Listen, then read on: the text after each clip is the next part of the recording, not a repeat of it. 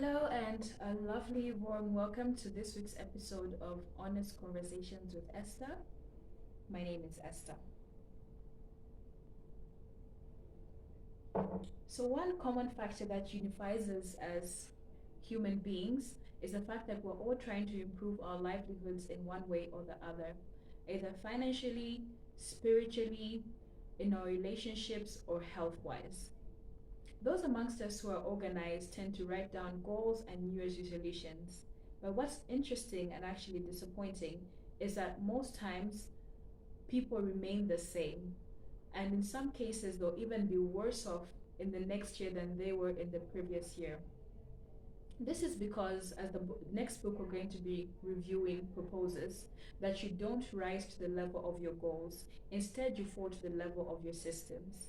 What this means is that most of us have a picture of what the end result should look like, but we don't go into narrowing down into the direct steps that are going to result in us actually changing the small, small things on a daily basis that are gradually going to get us to this goal. So, this book proposes that success does not happen in leaps and bounds, but rather success is in the small, tiny habits that you cultivate on a daily basis. It's the commitment to improve in tiny steps. What do I mean? Olympic gold medalists don't, let's say, run 100 kilometers on one day.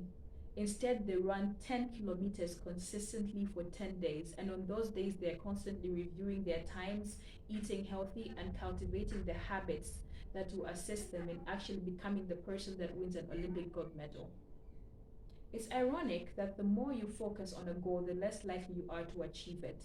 Instead, this book proposes that your goal should be not to focus on the end result, but is to be on focusing on becoming the kind of person that can achieve this kind of success. So let's get into it, shall we?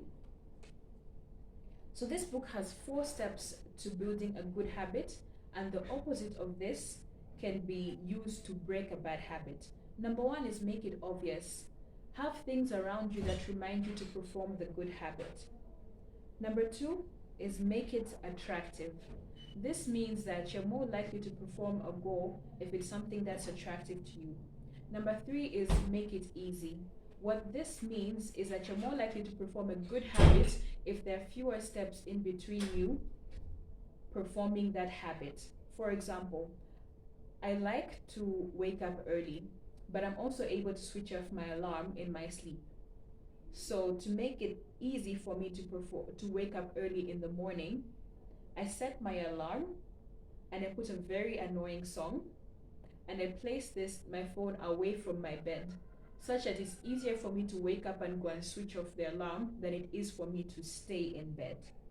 Number 4 is make it satisfying. The human brain is wired such that we are more likely to perform something, a habit, if it offers immediate gratification. This is why bad habits are easier to perform, because the punishment for bad habits happens in the future, whilst the rewards for good habits take a lot longer. So bad habits will reward you now, but a good habit will take a bit of time. So I work with the natural biology instead of going against the grain. So because human beings are wired to want immediate gratification, I try to offer myself some sort of immediate gratification for doing a good habit. What does this mean? It means that, for example, it's easier for me to watch TV because it's fun, let's be honest, but it's harder for you to sit down and read a book for 2 hours, 45 minutes. So instead, I offer myself an immediate gratification and say the moment I finish this chapter, I'm going to offer myself a bar of chocolate.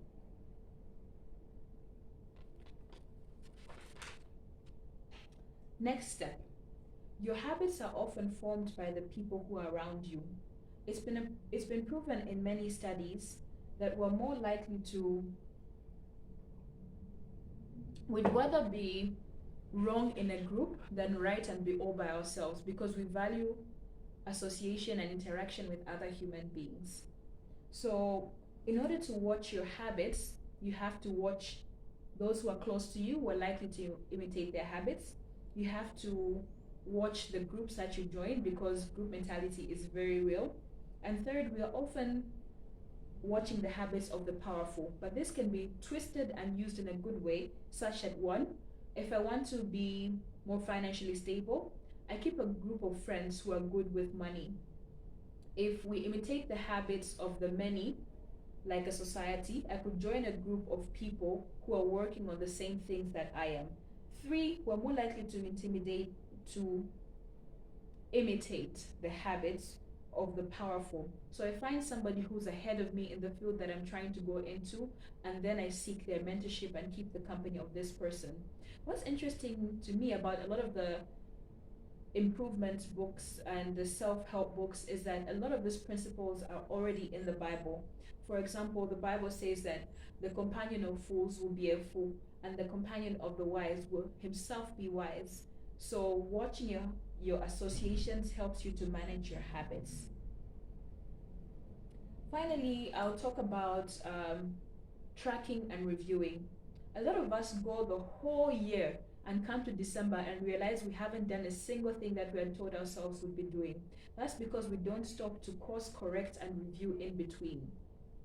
Because sometimes bad habits can become so subconscious, even good ones, such that we've been doing a good habit the same way for a long time that we're not actually changing to improve.